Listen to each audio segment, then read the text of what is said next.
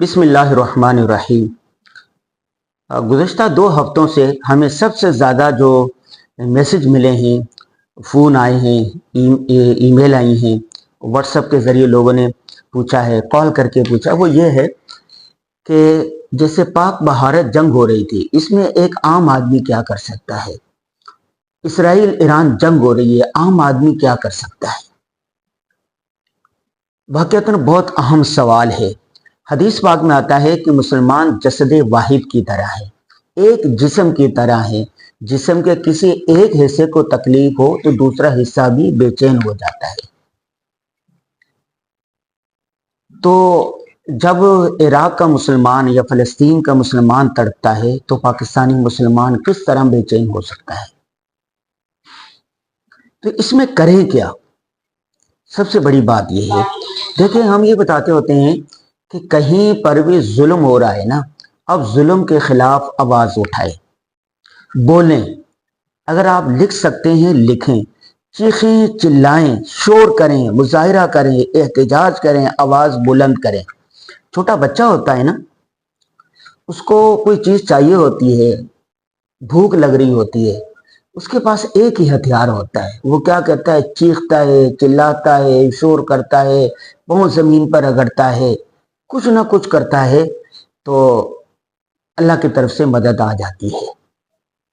مجھے یاد آ رہا ہے کہ جب اسماعیل علیہ السلام وہاں پر تھے، مکہ کی آب و گیا وادی میں تھے، تو پانی تھا، پانی نہیں مل رہا تھا، تو اماں ہاجرہ علیہ السلام کبھی صفا پر جا رہی تھی، کبھی مروہ پر جا رہی تھی پانی دیکھنے کے لیے، لیکن پانی نہیں۔ تو اس بچے نے اپنی جو ایڑیاں تھیں وہ رگڑی، تو وہاں سے آب زمزم جاری ہو گیا۔ ٹھیک ہے، اور انہوں نے، اماں ہاجرہ نے جتنی محنت کر سکتی تھی اپنے بچے کی حفاظت کے لیے، پانی کے لیے، وہ کیا تھی، کبھی اس پہاڑی پر جائیں، کبھی اس پر جائیں، تو اللہ تبارک و تعالیٰ کو ان کی یہ ادا پسند آئی اور قیامت تک کے لیے اس کو ایک عبادت کا حصہ بنا دیا کہ ہر آدمی اپنے دائرہ کار میں اپنی حیثیت کے مطابق اس کا مکلف ہے، اس بارے میں پوچھا جائے گا، اس سے زیادہ کا وہ مکلف نہیں ہے۔ اگر کوئی مالدار ہے، اس کے پاس پیسہ ہے، اربوں خربوں ہیں، تو وہ پیسہ خرچ کرے۔ اگر کسی کے پاس پیسہ نہیں ہے، قلم کی طاقت ہے، تو وہ رائے عامہ ہموار کرے۔ اور کوئی بول سکتا ہے تو وہ بولے۔ ٹھیک ہے، تو ابھی میں اس موضوع پر مختلف دوست احباب سے تبادلہ خیال کر رہا تھا۔ ایک دوست نے بڑا اچھا پوائنٹ دیا مجھے۔ اس نے کہا کہ جب کوئی بیمار ہو جاتا ہے تو ہم اس کی بیمار پرسی کے لیے، عیادت کے لیے جاتے ہیں، تو جانے کا مقصد کیا ہوتا ہے؟ ہم ان کو جا کے کہتے ہیں کہ بھائی کوئی بات نہیں، بہت جلد آپ ٹھیک ہو جائیں گے، لا باسا طہور انشاءاللہ، آپ پریشان نہ ہو، بیماری تو آتی جاتی رہتی ہے، میں بیمار ہوا تھا، میں بھی صحیح ہو گیا تھا۔ اب بتاؤ، اس کی جو بیماری تھی، وہ بیماری کو تو ہم دور نہیں کر سکتے، وہ ڈاکٹر دور کر سکتا ہے یا اللہ کر سکتا ہے۔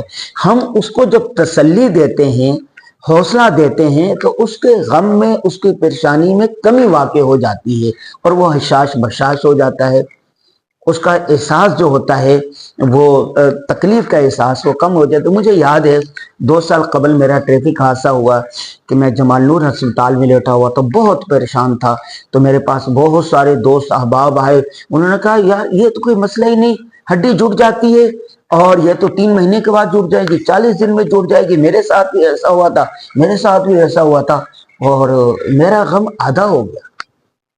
ایک اور دوست نے کہا کہ جیسے کسی کی وفات ہو جاتی ہے، ہم مسلمانوں کو حکم دیا گیا ہے کہ جائیں اور تعزیت کریں۔ ٹھیک ہے، تعزیت کرنے سے ان کے غم جو ہوتا ہے اس میں شریک ہونے سے غم کم ہو جاتا ہے۔ وہ کہتے ہیں یار دیکھو میرے والد کی وفات بھی تو ہوئی تھی نا، ٹھیک ہے، میری امی بھی مر گئی تھی، اور دیکھو کب سے دنیا چل رہی ہے، یہ لوگ تو آ رہے ہیں اور جا رہے ہیں، آج وہ چلے گئے ہیں، کل کو ہم نے بھی جانا ہے، ہمیں بھی تیاری کرنی چاہیے۔ آپ 8-10 تسلی کے بول بولتے ہیں تو ان کا جو غم ہوتا ہے وہ کم ہو جاتا ہے۔ ٹھیک ہے، تسلی اور صبر، حوصلہ، یہ انسان کی ہمت بڑھا دیتا ہے۔ ایک لڑنے والا ہوتا ہے، پہلے زمانے میں बहादुर होते थे, पहलवान होते थे, वो लड़ते थे, वो जो एक दूसरे के जो हिमायती होते थे वो उसको शाबाश कहते थे, माशाल्लाह बहुत अच्छा किया, शाबाश, हाँ तुम कर सकते हो, उसका हौसला बढ़ता था और वो जीत जाता था। इसकी बेशुमार नफ्सियाती मिसालें दी जाती हैं। कहते हैं कि दो बच्चे थे, दोनों हम उम्र थे और दोनों में एक जैसी सलाहियत थी और दोनों कुएं में गिर गए। तो एक को लोग कह रहे थे कि भाई आप शाबाश शाबाश, आप आ रहे हैं आ रहे हैं आ रहे हैं आ रहे हैं, उसके जो साथी थे, उसके जो हिमायती थे, तो वो बच्चा ऊपर आ गया। दूसरे को कह रहे थे तुम गिर जाओगे गिर जाओगे गिर जाओगे, और वाकईतन वो गिर गया और वो वहां से नहीं निकल सका। आज इंसानों तक क्या है, ये साइंस तो यहाँ तक कहती है कि घर में दो पौधे लगे हुए हैं, एक पौधे को कहें आपके माशाल्लाह बहुत अच्छा है, अच्छे फूल दे रहे हैं, फला है, ऐसा है वैसा है वैसा है, रोजाना बोलें, सलावातें उसको सुनाएं, और दूसरों कहें ये निकम्मा है, खुशबू नहीं दे रहा, ऐसा नहीं दे रहा, तो एक फूल जो है वो खिलता रहेगा और दूसरा मुरझाता रहेगा। उस्ताद है जब बच्चों की इसी तरह करता है कि एक की तारीफ करता है, उसकी हिमायत करता है, उसका हौसला बढ़ाता है, तो वो जीत जाता है, और दूसरे को आप कहते हैं निकम्मा है, ऐसा है वैसा है, तो वो उसी तरह हो जाता है। कि एक मुझे और एक तारीखी वाक़या या सीरत का वाक़या याद आ रहा है। रसूलुल्लाह सल्लल्लाहु अलैहि वसल्लम ने मक्का से मदीना जब हिजरत करने का इरादा किया तो कुफार मक्का पीछे थे, आप सल्लल्लाहु अलैहि वसल्लम ने गारे सोहर में पनाह ली। गारे यार सैयदना सिद्दीक़ अकबर रज़ी अल्लाह ताला अन्हु आपके साथ थे। कुफार मक्का पहुंचते पहुंचते वहां तक गार के मुंह तक आ गए। सैयदना अबू बकर सिद्दीक़ रज़ी अल्लाह ताला अन्हु परेशान हो गए बहुत ज्यादा कि अब क्या होगा। तो अल्लाह के नबी सल्लल्लाहु अलैहि वसल्लम ने क्या फरमाया, ला तहज़न इन्नल्लाह माअना, परेशान ना हो, अल्लाह हमारे साथ है, अल्लाह हमारे साथ है, हमारे साथ। जब अल्लाह की ताकत है ये कुछ नहीं बिगाड़ सकते। क्या एक हिमायत का ये हो कि हमारे साथ इतनी बड़ी ताकत है, एक हौसला मिला। तो इसी तरह जब फौजें लड़ रही होती है, ममालिक लड़ रहे होते हैं, जब आप उनकी हिमायत करेंगे, उनके हौसला बढ़ाएंगे, तो वो जीत जाएंगे।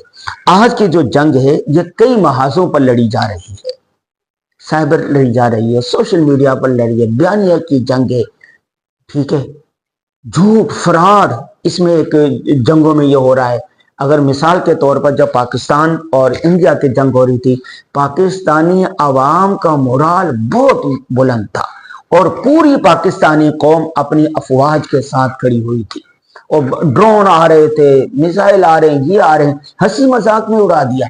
नतीजा क्या हुआ, अल्लाह तबारक तआला ने पाकिस्तान को फतह नसीब फरमाई। मीडिया के महाज पर, जंगी महाज पर, फिजाई महाज पर, खिलाई महाज पर, हर सतह पर अल्लाह तबारक तआला ने फतह नसीब फरमाई। क्यों? इसलिए कि हर किस्म के हर तबके ने अपनी हिमायत का यकीन दिलाया हुआ था। तो आज इस नुक्ते नजर पर कि जब ईरान की इसराइल के साथ जंग हो रही है, एक तरफ कुफरिया ताकतें हैं, दूसरी तरफ मुसलमान ताकतें, ईरान के साथ पाकिस्तान है, तुर्की है, सऊदी अरब है और मुस्लिम ममालिक है, ठीक है। दो रियासतें हैं जो नजरिए की बुनियाद पर बनी है, एक इसराइल जो यहूदी नजरिए की बुनियाद पर, दूसरी पाकिस्तान जिसकी बिना रियासत मदीना पर है।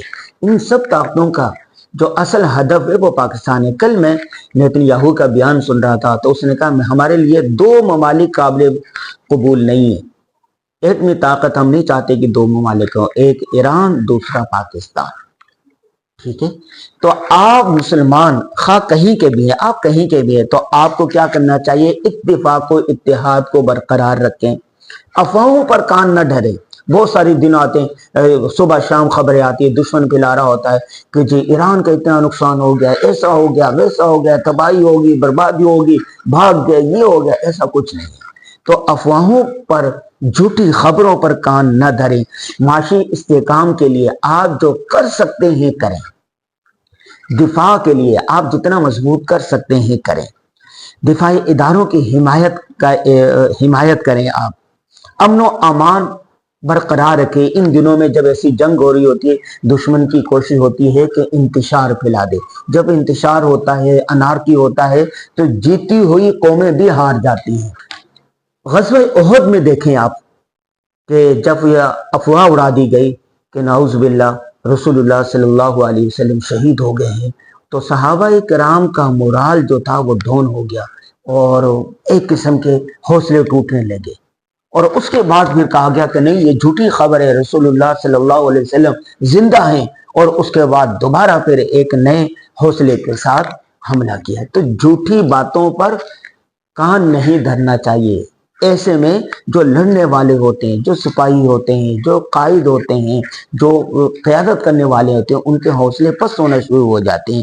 اس کے ساتھ ساتھ آپ نے کیا کرنا ہے، آپ اور کچھ نہیں کر سکتے، کچھ بھی نہیں کر سکتے۔ آپ کے پاس مال نہیں ہے، مال خرچ نہیں کر سکتے۔ آپ بولنے والے نہیں ہیں، بول نہیں سکتے۔ آپ لکھنے والے ہیں، لکھ نہیں سکتے ہیں۔ آپ تاجر نہیں ہیں، آپ عالم دین نہیں ہے، بیانیہ نہیں بنا سکتے۔ آپ احتجاج نہیں کر سکتے، مظاہرہ نہیں، کچھ بھی نہیں کر سکتے۔ ایک ہتھیار تو ہر مسلمان کے پاس دستیاب ہے، وہ کہ قال ربکم ادعونی استجب لکم۔ دعا کرو، کم از کم دعا کرو۔ غائب کے لیے دعا قبول ہوتی ہے، تو دعا تو کر سکتے ہیں، اللہ ہی مسبب الاسباب ہے، اور دعاؤں کی وجہ سے تقدیریں بھی بدل جاتی ہیں۔ ہو سکتا ہے کہ اللہ تعالیٰ نے آپ کو مستجاب الدعوات بنایا ہو۔ مستجاب الدعوت تو کوئی بھی ہو سکتا ہے، کسی کو نہیں پتا کہ کس کی کون سی دعا قبول ہو جائے گی اور کس درد دل سے مانگی گئی دعا قبول ہو جائے گی۔ دعا کا ہتھیار تو کم از کم سب کے پاس ہے نا۔ تو یہ جو جنگ ہو رہی ہے مسلمانوں کے لیے، عالم اسلام کے لیے، مسلمانوں کی ترقی کے لیے، کامیابی کے لیے، فتح کے لیے، آپ نے کم از کم دعا کرنی ہے۔ دامے درمے قدمے سخنے، جس طرح ممکن ہو سکے آپ نے اس جنگ میں حصہ لینا ہے۔